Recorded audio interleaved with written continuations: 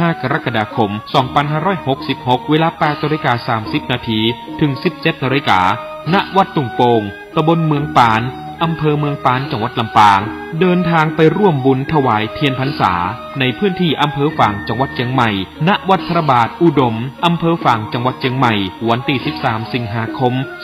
2566 เวลา 14 นาฬิกาสามารถร่วมทำบุญได้ที่ธนาคารกรุงไทยชื่อบัญชีโครงการพัฒนาการศึกษาโรงเรียนขนาดเล็กอำเภอเมืองปานจังหวัดลำปางหมายเลขบัญชี 536 303 4255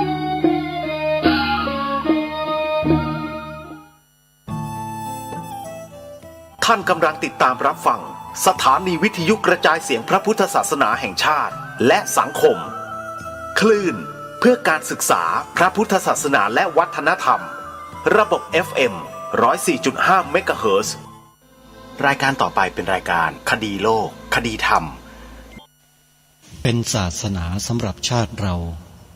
ศาสนาในสมัยนี้เป็นของที่แยกจากชาติไม่ได้เป็นความจำเป็นที่เราทั้งหลายผู้เป็นไทยจะต้องมั่นคงอยู่ในศาสนาพระพุทธซึ่งเป็นศาสนาสำหรับชาติเราพระพุทธศาสนาก็ดีหรือศาสนาใดก็ดีที่ตั้งมั่นอยู่ได้ก็ด้วยความมั่นคงของผู้เลื่อมใสตั้งใจที่จะรักษาและข้าพเจ้าพูดทั้งนี้ก็เพื่อชักชวนท่านทั้งหลายอย่างเป็นเพื่อนไทย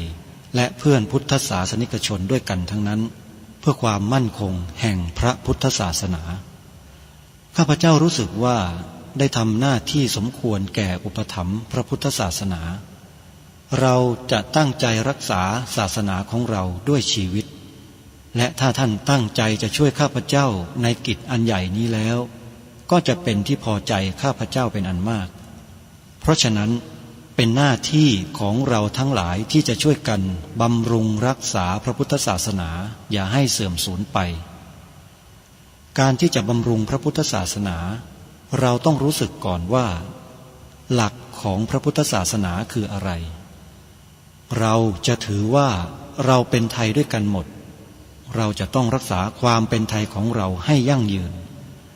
เราจะต้องรักษาพระพุทธศาสนาให้ถาวรวัฒนาการอย่างที่เป็นมาแล้วหลายชั่วโคตรของเราทั้งหลายพระบรมราโชวาทของพระบาทสมเด็จพระมงกุฎเกล้าเจ้าอยู่หัวรัชกาลที่ 6พระบรมราโชวาทก็ดีพระราชนิพนธ์ก็ดีหรือพระบรมราชโองการของพระมหากษัตริย์ถือเป็นบทบัญญัติแห่งกฎหมายทั้งหมดทั้งสิ้นการบัญญัติให้พระพุทธศาสนาเป็นศาสนาประจำชาติไทยไว้ในรัฐธรรมนูญ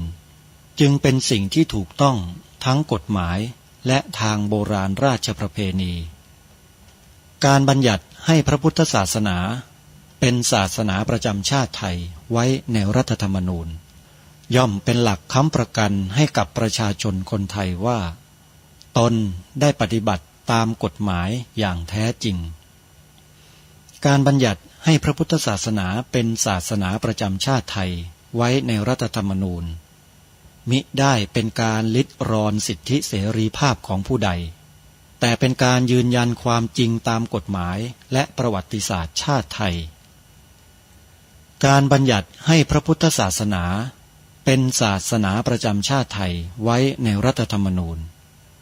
จะทำให้พระพุทธศาสนาได้รับการอุปถัมภ์และคุ้มครองจากรัฐดุจเดียวกันกับที่องค์พระมหากษัตริย์ทรงกระทำมาการบัญญัติให้พระพุทธศาสนาเป็นศาสนาประจำชาติไทยไว้ในรัฐธรรมนูญจะป้องกันพระพุทธศาสนาไม่ให้ถูกลัทธินิกายนอกศาสนากระทำการใดๆได้ด้วยอุบายต่างๆนานาการบัญญัติให้พระพุทธศาสนา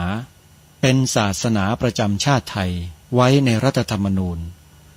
จะทำให้สังคมไทยมีแต่ความสุขร่มเย็นเป็นธรรม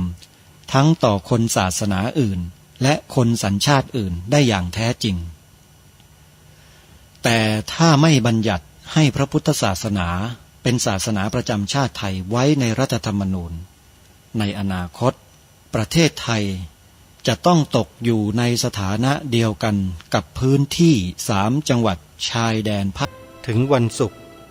และวันเสาร์อาทิตย์ทางสถานีวิทยุแห่งนี้ท่านผู้ฟังสามารถใช้โทรศัพท์มือถือของท่านระบบ Android ดาวน์โหลดแอปพลิเคชันที่ชื่อว่าวิทยุพุทธศาสนาทั่วไทยเพื่อติดตามรับฟังรายการคดีโลกคดีธรรมได้ทุกวันและในแต่ละวันสามารถรับฟังรายการคดีโลกคดีธรรมได้ถึง5 เวลาคือ9 นาฬิกา10 นาฬิกา11 นาฬิกา13 นาฬิกาและในช่วงเวลา1 นาฬิกาในเวลา9 นาฬิกาท่านสามารถรับฟังรายการคดีโลกคดีธรรมทางสถานีวิทยุวัดหนองกายในแอปพลิเคชันดังกล่าวได้ซึ่งสถานีวิทยุวัดหนองกายได้ถูกกำหนดอยู่ในลำดับที่15ของตาราง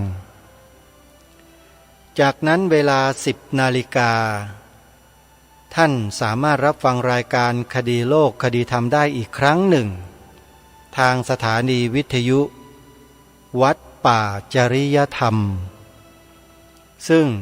ถูกกำหนดอยู่ในลำดับที่1ของตารางจากนั้นเวลา11 นาฬิกาหรือเวลาเพลท่านสามารถรับฟังรายการนี้ได้อีกครั้งหนึ่งทางสถานีวิทยุวัดฝายหินอยู่ในลำดับที่32จากนั้นช่วงบ่ายเวลา13 นาฬิกาหรือบ่ายโมงตรงท่านสามารถรับฟังรายการคดีโลกคดีธรรมได้อีกครั้งหนึ่งทางสถานีวิทยุวัดบ้านปลาคูนซึ่งอยู่ในลำดับที่31ติดกับวัดฝายหินเลยแล้วจากนั้นในช่วงกลางคืนท่านสามารถรับฟังรายการนี้ได้อีกทางสถานีวิทยุวัดฝายหินในเวลาตีหนึ่งนี่คือสถานีวิทยุในตารางของแอปพลิเคชันวิทยุพุทธศาสนาทั่วไทยที่นำมาออกรายการผ่านแอปพลิเคชัน5 เวลาตามที่ได้แจ้งไปแล้วนั้นและท่านยังสามารถรับฟังรายการภาคปกติทางสถานีวิทยุพระพุทธศาสนาในจังหวัดกาฬสินธุ์จังหวัดสุพรรณบุรีได้อีกทางจังหวัดกาฬสินธุ์นั้นสถานีวิทยุที่ออกอากาศรายการคดีโลกคดีธรรมอยู่ที่อำเภอยางตลาดจังหวัดกาฬสินธุ์นั่นก็คือสถานีวิทยุหรือ2 ทุ่มตรงนี่คือช่องทางการติดตามรับฟังรายการคดีโลกคดีธรรมผ่านสถานีวิทยุภาคพื้นดินและผ่านทางระบบอินเทอร์เน็ตแอปพลิเคชันวิทยุพุทธศาสนาทั่วไทยแล้วท่านยังสามารถรับฟังทาง YouTube สดๆได้อีกด้วยในช่วงเวลา11 นาฬิกาทางวัดฝายหินได้นำรายการคดีโลกคดีธรรมออกอากาศสดผ่านช่องทาง YouTube ให้สาธุชนทั่วโลกได้เปิดรับฟังกันได้แล้วยังสามารถรับฟังย้อนหลังกันไปได้อีกเป็นจำนวนนับไม่ถ้วนในระยะเวลาที่ได้ทำการอัปโหลดทิ้งเอาไว้ใครที่จะต้องการไปฟังย้อนหลังให้เข้าไปใน YouTube ช่องวัดฝายหินแล้วก็พิมพ์หาในชื่อคดีโลก คดีธรรมท่านก็จะสามารถรับฟังได้หรือจะเข้าไปในเพจของคดีโลกคดีธรรมโดยตรงก็ได้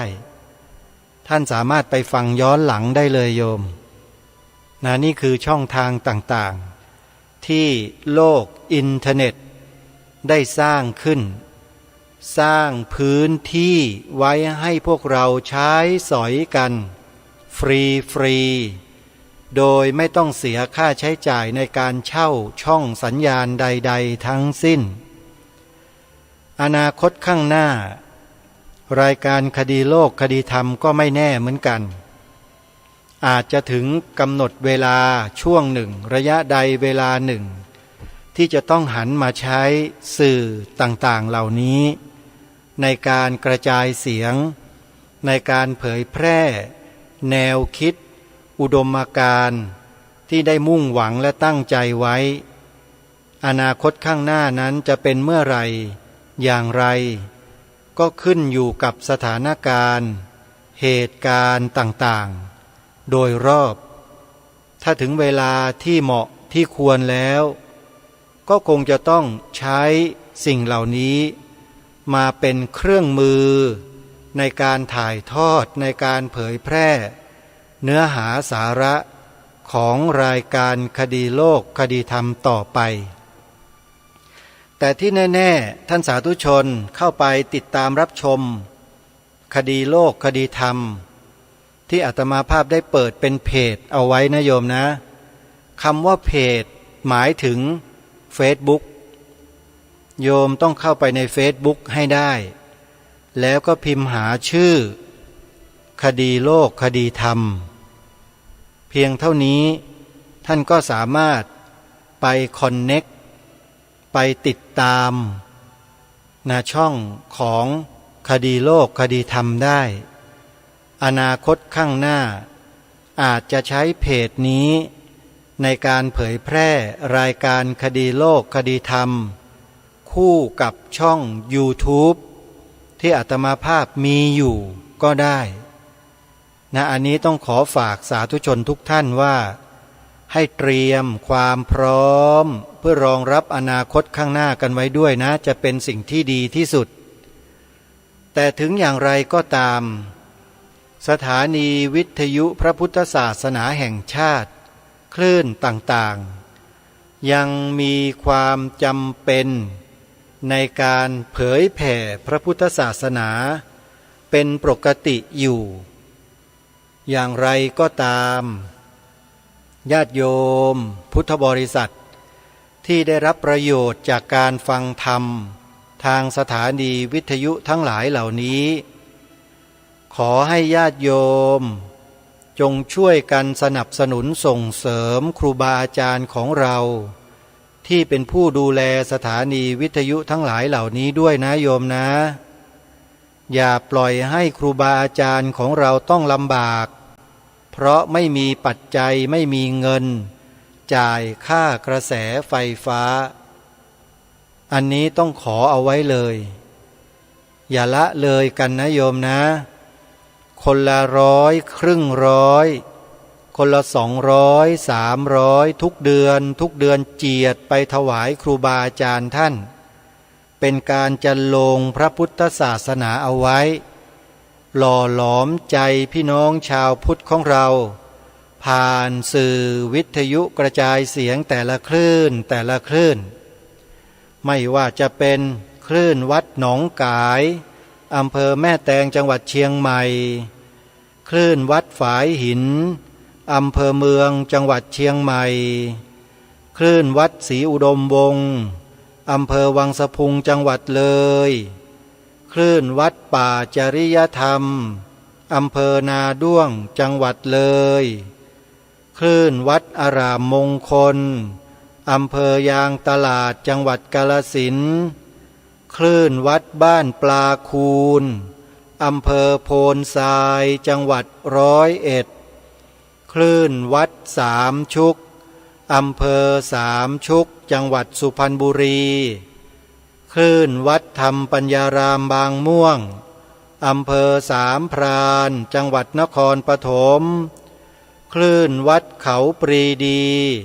อำเภอทุ่งสงจังหวัดนครศรีธรรมราชเป็นต้นคลื่นวิทยุของครูบาอาจารย์ของเราไม่ได้มีอยู่แต่เพียงเท่านี้นะโยมมีอยู่ทั่วทุกหัวระแหงของประเทศไทยประมาณเกือบ200 สถานีทั่วไทยนะโยมโดยเฉพาะที่ถ่ายทอดรายการผ่านแอปพลิเคชันที่ชื่อว่าวิทยุพุทธศาสนาทั่วไทยมีอยู่ถึง39 สถานีวิทยุถ้าญาติโยมต้องการจะทราบรายละเอียดของแต่ละสถานีวิทยุโยมก็ต้องดาวน์โหลดแอปพลิเคชันวิทยุพุทธศาสนาทั่วไทยไว้ในโทรศัพท์มือถือให้สำเร็จเสียก่อนแล้วโยมจึงจะสามารถรับฟังสถานีวิทยุของครูบาอาจารย์ทั้ง39 สถานีนั้นได้ถ้าไม่ดาวน์โหลดก็ฟังไม่ได้นะโยมนะถ้าดาวน์โหลดไม่เป็นก็จะไปยากอะไรล่ะโยมจ๋าก็ไปหาคนที่มันเป็นทำให้สิจ๊ะแหมไอ้ที่อย่างอื่นเนี่ยให้เขาทำได้ให้ไปดูไอ้พวกเหลืองๆแดงๆเนี่ยให้เขาไปหากันจังเชียวเวลาจะฟังธรรมะศึกษาเรียนรู้สิ่งที่ดีๆบอกว่าไม่เป็นอะไรกันนะพวกเราญาติโยมชาวพุทธเราเนี่ยเนาะให้กล่าวคำว่าสีขาวในธงชาติไทยหมายถึงพระพุทธศาสนาเท่านั้น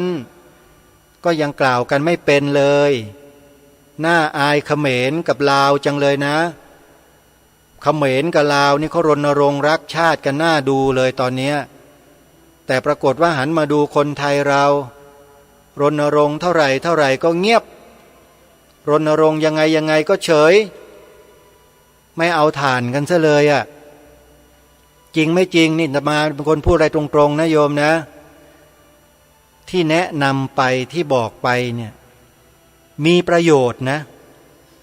และเป็นประโยชน์แก่ส่วนรวมด้วยไม่ใช่ประโยชน์ส่วนตนของใครเลยการที่ให้กล่าวให้พูดถ้อยคำดังกล่าวหรือจะเป็นคำว่าพระพุทธศาสนาเป็นศาสนาประจำชาติไทยของเราก็เหมือนกันเป็นไปเพื่อประโยชน์ส่วนรวมล้วนๆเลยไม่ได้เป็นไปเพื่อประโยชน์ของแขกไม่ได้เป็นไปเพื่อประโยชน์ของฝรั่งแต่เป็นไปเพื่อประโยชน์ของคนไทยล้วนๆถ้าใครไม่พอใจใครไม่เห็นด้วยก็อย่าอยู่สิฮะประเทศไทยเนี่ยที่เนี่ย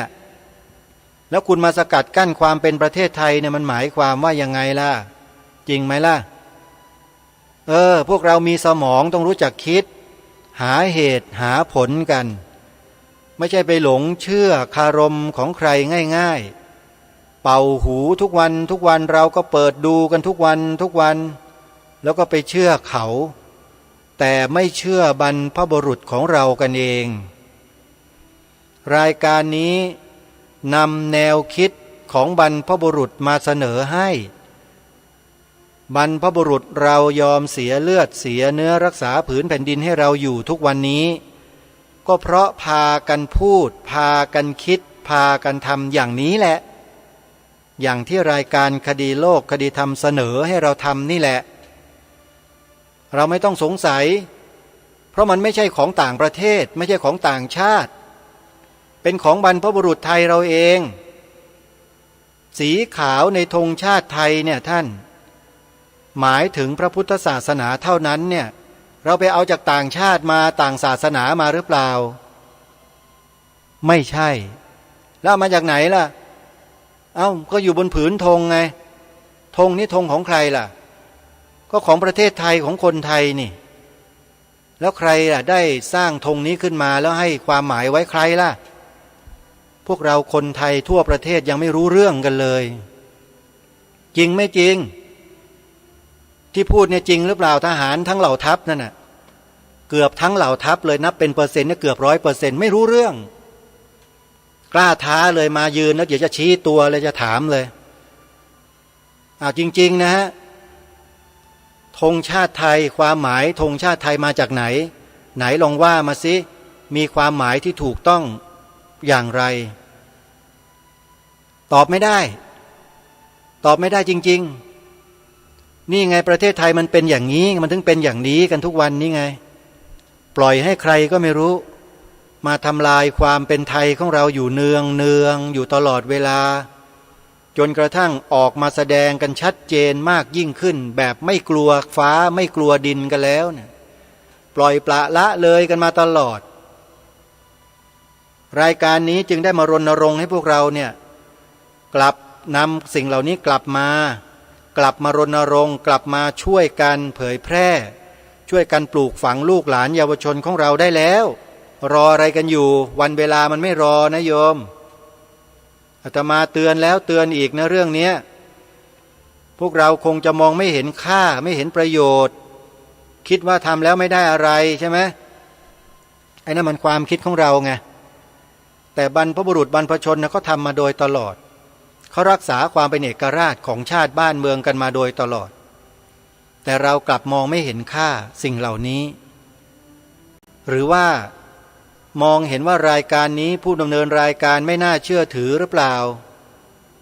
อาตมาบอกแล้วไงว่าอย่ามองที่ตัวอาตมาภาพให้ข้ามไปเลยโยมแต่จงนำเอาสาระที่นำมากล่าวมาบอกมาแสดงเนี่ยไปขบไปคิดพิจารณาไปดำเนินการเพราะมันเป็นประโยชน์ส่วนรวมไม่ใช่ประโยชน์ส่วนตนนะโยมนี่คือสิ่งที่ทางรายการรณรงค์และย้ำมาโดยตลอดเพราะรายการนี้ไม่ได้นั่งเฉยๆไม่ได้กินแล้วนอนนะโยมทำงานอยู่ตลอดติดตามสถานการณ์สืบค้นข้อมูลทั้งหลายทั้งปวงฟังผู้คนต่างๆเขาออกมาชี้แจงแสดงมานำเสนออะไรต่อไม่อะไรมาเปิดเผยข้อมูลทั้งหลายทั้งปวงฟังมันทุกสิ่งทุกอย่างแต่ไม่ได้เชื่อทุกอย่างถ้าอะไรเนื้อหาใดที่สอดคล้องกับสิ่งที่บรรพชนและบรรพบุรุษเราทำเราสร้างมาสิ่งนั้นถือว่าใช้ได้อาตมาภาพก็จะเก็บรวบรวมข้อมูลเหล่านั้นไว้รวบรวมไว้เก็บไว้ประมวลศึกษาวิเคราะห์จนกระทั่งตกผลึกแล้วจึงนำมาเสนอท่านผู้ฟังทั้งหลาย3 ข้อนี่แหละคือบทสรุปที่บรรพชนบรรพบุรุษของเรารักษาสืบสารมาก็คือสิ่งนี้ 1. ชาติคำว่าชาติในที่นี้เนี่ยหมายถึงความเป็นเอกราชเอกะคือหนึ่งเดียวนะโยมวัฒนธรรมก็วัฒนธรรมหนึ่งเดียวประเพณีก็ประเพณีหนึ่งเดียวศาสนาก็ศาสนาหนึ่งเดียวกษัตริย์ก็กษัตริย์หนึ่งเดียวนี่แหละความเป็นชาติและไอ้คำว่าหนึ่งเดียวคืออะไรเดี๋ยวค่อยมาว่าแต่ความเป็นชาติขอให้เข้าใจแบบนี้นะคือความเป็นเอกราชศิลปะวัฒนธรรมศาสนาความเชื่อศรัทธาวิถีชีวิตแนวความคิดมีทั้งหมดเป็นหนึ่งทั้งหมดเลยนี่เขาเรียกว่าชาติ 2. ศาสนาประเทศไทยมีศาสนาเป็นศาสนาประจำชาติเพียงศาสนาเดียวศาสนาอื่นไม่เกี่ยวเลยอย่ามาขี้ตู่กันนะพวกที่คิดจะมาเป็นศาสนาประจำชาติแย่งสถานะหรือเบียดสถานะของพระพุทธศาสนาที่บรรพชนใช้ชีวิตเลือดเนื้อรักษามาอย่าสะเชียวนะอาตมาภาพพูดอย่างนี้เลยโยมเพราะไม่มีสิทธิ์ใดๆทั้งสิ้นที่จะมาอยู่ในสถานะเป็นศาสนาประจำชาติของบ้านนี้เมืองนี้จึงบอกให้พวกเราคนไทยเนี่ยมารณรงค์กันในข้อนี้ไงเพื่อเป็นการระวังป้องกันเพราะเรารู้เท่าทันคนพวกนี้ดีว่าพวกนี้ต้องการอะไรพูดไปแบบนี้ หลายคนก็บอกว่าเกินไปเป็นพระเป็นสงฆ์มาพูดอะไรแบบนั้นเป็นพระก็เป็นคนไทยเหมือนกันนี่ไม่ใช่เป็นคนลาวคนเขมรคนแขกนี่นะแล้วทำไมไม่มีสิทธิ์ล่ะมีสิทธิ์ตามรัฐธรรมนูญที่บัญญัติไว้เต็มที่ประชาชนคนไทยมีหน้าที่ปกป้องพิทักษ์รักษาไว้ซึ่งชาติศาสนาพระมหากษัตริย์รัฐธรรมนูญกำหนดไว้แล้วโยมอาตมาภาพก็เป็นคนไทยเหมือนกันใช่ไหมล่ะก็มีสิทธิตามรัฐธรรมนูญไงเป็นกฎหมายสูงสุดของชาติบ้านเมืองของประเทศที่ทุกคนต้องยอมรับถ้าใครกระทำการอันขัดก็แปลว่าขัดไงก็ผิดไงฮะแต่รายการคดีโลกคดีธรรมไม่ได้ขัดกับรัฐธรรมนูญเลยตรงตามรัฐธรรมนูญเป๊ะเพราะฉะนั้นการรณรงค์ให้พวกเราได้กล่าวความจริงของประเทศนี้ออกไปด้วยวาจาดังๆให้คนอื่นได้ยินถ่ายทอดให้ลูกหลานเยาวชนเราจึงเป็นสิ่งที่ถูกต้องดีงามถูกต้องตามกฎหมายรัฐธรรมนูญพระพุทธศาสนาเป็นศาสนาประจำชาติไทยของเราอันนี้ถูกต้องเลยสมบูรณ์แบบหนึ่งเดียวเอกราชนี่ไงความเป็นเอกราชนะเข้าใจหรือยังเอกราชนะถ้ามีใครมาบอกว่าศาสนาอิสลามเป็นศาสนาประจำชาติไทยโยมได้ยินอย่างนี้มีคนมาพูดอย่างนี้รณรงค์อย่างนี้โยมจะรู้สึกยังไงกันบ้างคนไทยถามหน่อยรู้สึกยังไงกันศาสนาอิสลามเป็นศาสนาประจำชาติไทยรู้สึกยังไงบ้างหรือศาสนาคริสต์เป็นศาสนาประจำชาติไทยรู้สึกยังไงบ้างลองพิจารณาดูให้ดีสิแล้วนึกถึงบรรพบุรุษบรรพชนของเราสิว่าท่านสร้างบ้านแปลงเมืองมาเนี่ยท่านใช้หลักอะไรในการปกปักรักษาคุ้มครองประชากรพลเมืองในชาติให้อยู่เย็นเป็นสุขมาถึงวันนี้ใช้อะไรหลักการไหนหลักการของศาสนาอะไรองค์พระมหากษัตริย์ทรงมีหลักการของสถาบันกษัตริย์ของพระองค์ท่านซึ่งได้ถูกกำหนดไว้เป็นลายลักษณ์อักษรมีปรากฏเป็นกฎมนเทียนบานมาแต่โบราณน่ะคือหลักอะไร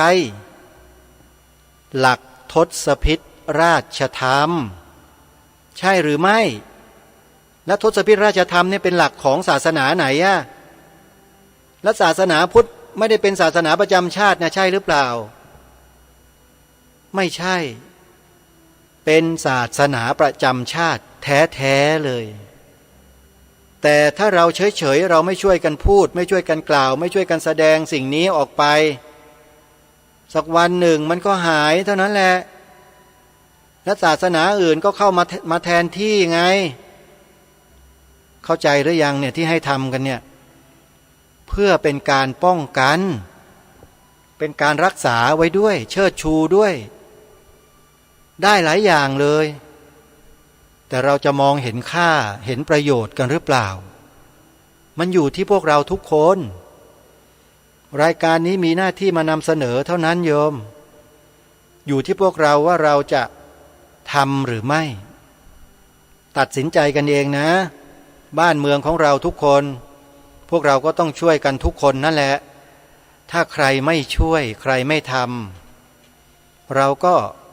ว่ากันไปเองนะอาตมาไม่ว่าแล้วเหนื่อยนะฮะแล้วข้อที่สองที่ให้กล่าวให้ทำกันเนี่ยอันนี้ก็เป็นของประเทศไทยของเราบรรพชนไทยของเราก็สืบสารรักษาต่อยอดกันมาทั้งนั้นสีขาวในธงชาติไทยหมายถึงพระพุทธศาสนาเท่านั้นถ้าใครนำเอาศาสนาอื่นลัทธิอื่นมาใส่มาเจือมาปนในสีขาวเลวบอกได้เลยว่าโคตรเลวสุดๆอาตมาภาพกล้าพูดคำนี้เพราะมีหลักฐานยืนยันชัดเจนขาวคือ บริสุทธิ์สีสวัสดิ์เข้าใจไหมโยมคำว่าขาวบริสุทธิ์สีสวัสดิ์น่ะบริสุทธิ์ด้วยและสีสวัสดิ์ด้วยคือทุกอย่างทุกสิ่งลงตัวหมดแล้วหนึ่งเดียวเท่านั้นในสีขาวของธงชาติบริสุทธิ์สีสวัสดิ์เพียวๆเลยไม่มีอย่างอื่นเจือปนแล้วความต่อมาท่านบอกว่าหมายพระไตรรัตน์และธรรมะคุ้มจิตไทยจะเป็นอื่นใดไปได้ไหมล่ะนอกจากพระรัตนตรัยพระรัตนตรัยก็คือแก้วสามประการแก้วสามประการนี้จะเป็นศาสนาอื่นไปได้ไหมโยมเป็นไปไม่ได้ธรรมะก็เป็นธรรมะที่ออกมาจากพระรัตนตรัยล้วนๆเพียวทรายเพราะในหัวข้อแรกกำหนดเอาไว้แล้วชัดเจนว่าขาวคือบริสุทธิ์สีสวัสดิ์เห็นไหมแล้วมันจะไปแปลงเป็นศาสนาอื่นทำพระแสงด้ามงาทำผีทำเปรตไปเพื่ออะไรกันล่ะไอคนที่บิดเบือนน่ะไปบิดเบือนทำไมต้องการอะไรถามหน่อยสิอยากมากนักหรือไงกิเลสหนาปัญญาหยาบถึงขนาดนั้นเชียว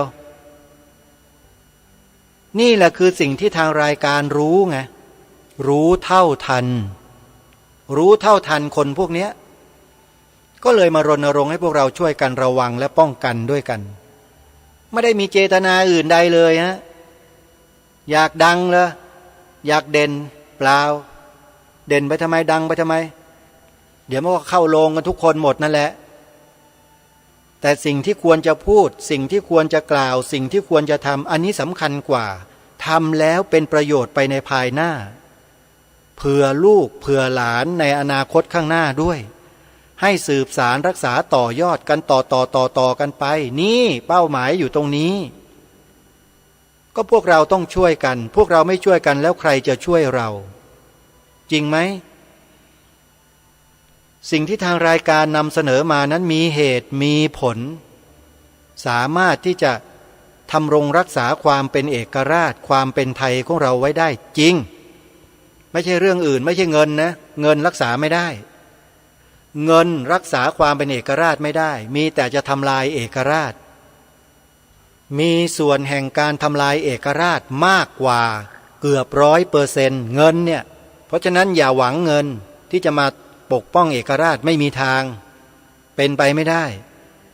สิ่งที่จะปกป้องเอกราชของชาติได้คือจิตสำนึกความรับผิดชอบของคนไทยทุกคนมีค่ายิ่งกว่าเงินมีค่ายิ่งกว่าทองแต่พวกเราจะเห็นค่ากันหรือเปล่าถ้าไม่เห็นก็แปลว่ายังเข้าไม่ถึงความเป็นไทยยังห่างไกลกันอยู่จำเป็นที่เราจะต้องร่วมด้วยช่วยกันทำให้พี่น้องคนไทยของเรานั้นได้เข้าถึงความเป็นไทยที่แท้จริงให้ได้อย่าตกเป็นทาสของใครแบบง่ายๆโดยใช้เงินเอามาล่อมาลวงมาหลอกเอาเงินมาฟาดอย่าคิดอย่าทำอะไรเช่นนั้นนั่นแหละคือความหมดความเป็นเอกราชก็เพราะหิวกันนี่แหละหิวเงินพอเห็นเงินแล้วมันก็ไปหมดเลยจิตใจไม่มีแล้วอุดมการณ์ทิ้งหมดจิตสำนึกไม่เหลือหิวเงินนี่แหละความหิวเงินเห็นไหมเพราะฉะนั้นเงินเนี่ยไม่ได้ทำความเป็นเอกราชให้มั่นคงได้นะโยมขอบอกเลยนะไม่ใช่นะฮะแต่มันอยู่ที่จิตสำนึกอยู่ที่อุดมการณ์ภายในจิตใจของเราต่างหากบรรพชนเราเนี่ยที่สู้รบปรบมือกับศัตรูปกป้องชาติบ้านเมืองมาเนี่ยไม่มีใครจ้างนั่นน่ะชาวบ้านบางระจันจังหวัดสิงห์บุรีมีใครเข้าไปจ้างมั่งน่ะจ้างไปสู้กับพม่ามีจำนวนมากมายมหาศาลเยอะกว่าชาวบ้านตั้งมหาศาลเลยทำไมเขาถึงสู้เพื่ออะไรนะสมเด็จพระเจ้าตากสินมหาราชที่ทรงกอบกู้เอกราช ต่อกลอนกับทหารกองทัพพม่าจำนวนมากมายมหาศาลจนกอบกู้เอกราชมาได้ทุกวันนี้มีใครจ้างท่านบ้างล่ะไม่มีทำด้วยจิตสำนึกด้วยความรับผิดชอบต่อชาติบ้านเมืองกันทั้งนั้นไม่ได้เห็นแก่เงินกันเลยนะสักอกสักท่านหนึ่งไม่มีเลยฮะเห็นแต่ประเทศชาติบ้านเมืองแล้วก็ลูกหลานที่อยู่ภายหลังทั้งนั้นก็คือไอ้พวกเรานี่แหละทีนี้เราจะสำนึกกันได้บ้างหรือเปล่าถ้าสำนึกได้ก็ต้องคิดแล้วล่ะว่าเราจะปกปักรักษาประเทศชาติบ้านเมืองของเราให้อยู่รอดปลอดภัยไปได้ตลอดกาลได้ยังไงคิดไปข้างหน้าเลยโยมถ้าคิดแบบนี้ตั้งคำถามแบบนี้ถือว่าใช้ได้แล้วนะเราจะรักษาความเป็นเอกราชรักษาชาติบ้านเมืองรักษาพระบวรพุทธศาสนาสถาบันพระมหากษัตริย์ของเราเนี่ยให้อยู่รอดปลอดภัยเป็นมิ่งขวัญเป็นเกียรติยศของพวกเราต่อไปกันได้อย่างไรคำถามแบบนี้แหละที่เราทุกคนต้องการได้ยินจากคนไทยอยากได้ยินจริงๆแต่คนไทยเราก็ส่วนมากก็ไม่ค่อยได้ยินนะทำไมถึงเป็นเช่นนั้นเพราะอะไรใจเบาเข้าใจคำว่าใจเบาไหมท่านมีใครเป่าลมปากใส่หูหน่อยเบาวิวลอยตามคำพูดของคนคนนั้นไปเลยเขาบอกว่าเป็นอย่างนั้นเป็นอย่างนี้อย่างนั้นอันนั้นไอ้นี่เหตุผลอย่างนั้นอย่างนั้นอย่างนี้ฟังกันทุกวันทุกวันทุกวันทุกวันไปตามเขาเลยไม่อยู่ในจุดของตัวเองแล้วหาจุดยืนไม่เจอไหลไปตามกระแสเหล่านั้นที่ถูกสร้างขึ้นมารายการนี้ไม่ได้สร้างกระแสแต่เป็นความจริงของบ้านของเมืองความถูกต้องด้วยต่างหากที่นำมาเสนอเนี่ยเป็นความจริงและเป็นความถูกต้องของชาติบ้านเมืองของเราเป็นหลักของบ้านเมืองแต่ใครจะมองเห็นอย่างที่ทางรายการเห็นบ้างไหมล่ะเห็นแล้วรู้แล้วเข้าใจแล้วได้ช่วยกันทำบ้างหรือเปล่าล่ะนำไปกล่าวนำไปถ่ายทอดให้ลูกหลานเยาวชนคนไทยบาศกบาสิกาชาวพุทธเราบ้างไหมมันก็มีคำถามต่อไปอย่างนี้แหละจนกว่าเราจะได้ทำหน้าที่ของเรานั่นแหละนี่คือรายการคดีโลกคดีธรรมในวันนี้ตอนแรกตั้งใจจะเปิดเสียงของโพธิรักษ์ให้ท่านทั้งหลายได้ฟังที่เขากล่าวหาว่าองค์หลวงตามหาบัวเป็นอรหันต์เก๊แล้วท่านพระอาจารย์วิทยากิจจาวิชโชวัดป่าดอยแสงธรรมญาณสัมปันโนนำคลิปดังกล่าวเนี่ยมาเปิดออกอากาศมาบันทึกแล้วท่านก็พูดอธิบายชี้แจงให้บรรดาศิษยานุศิษย์และพี่น้องคนไทยชาวพุทธเราเนี่ยได้ยินได้ฟังกันเป็นเวลาถึง1 ชั่วโมงครึ่งนะโยมคลิปเนี้ยวันนี้ก็เลยไม่ได้มีโอกาสเปิดให้ฟังพูดไปพูดมาเรื่องชาติศาสนาพระมหากษัตริย์ก็หมดเวลาลงพอดีพูดเรื่องนี้แล้วพูดหยุดไม่ได้โยมต้องพูดยาวๆเพราะพวกเรานี่ยังอ่อนมากสภาวะจิตสำนึกในใจที่มีต่อสถาบันนี้อ่อนกันมากๆเลยจำเป็นที่จะต้องมาเสริมให้มันแข็งแกร่งยิ่งขึ้นวิธีการเสริมก็คือให้พวกเราได้ช่วยกันทำง่ายๆเนี่ยของง่ายๆเนี่ยโยมพูดเพียงแค่คำว่าพระพุทธศาสนาเป็นศาสนาประจำชาติไทยของเราแค่เนี้ยยากไหมข้อที่2ให้ตีความสีขาวในธงชาติไทยให้เป็นหนึ่งเดียวเป็นเอกราชคือสีขาวในธงชาติไทยหมายถึงพระพุทธศาสนาเท่านั้นไม่มีศาสนาอื่นนะสีขาวเนี่ยให้เป็นไปตามพระราชปณิธานของล้นเกล้ารัชกาลที่6องค์บูรพมหากษัตริยาธิราชเจ้า ของเรารัชกาลที่6แห่งกรุงรัตนโกสินทร์ใครไปบิดเบือนของท่านเลวไม่ว่าใครทั้งนั้นแหละเลวหมดข้อสุดท้ายฝังชีวิตตัวเองลงไว้ในพระรัตนตรัยเสียด้วยการขึ้นทะเบียนเขียนใบสมัครปฏิญาณตนเป็นพุทธมามกะตลอดชีวิตตามรอยเบื้องพระยุคลบาทไปดาวน์โหลดใบสมัครเอาเองอยู่ในเว็บไซต์ของสภาพุทธบริษัทภาคประชาสังคมจิตอาสาไปพิมพ์หากันนะโยมนะก็บอกให้พวกเราได้ทำกัน3ข้อแค่นี้แหละเป็นหลักๆเลยส่วนปลีกย่อยรายละเอียดอื่นๆค่อยไปแยกไปแยะไปทำกันเอาเองมันมีปลีกย่อยเยอะแยะไปหมดที่เราจะช่วยทำกันนะแต่หลักๆก็คือ3อันนี้เอาละท่านสาธุชนเวลาของรายการหมดวันนี้ธรรมภาพต้องขอสมมติยุติรายการไว้แต่เพียงเท่านี้พบกับรายการได้ใหม่ในวันต่อไปขอความสุขความสวัสดีในธรรมแห่งองค์สมเด็จพระบรมศาสดาสัมมาสัมพุทธเจ้าจงปรากฏเกิดมีขึ้นในจิตใจของท่านผู้ฟังทุกท่าน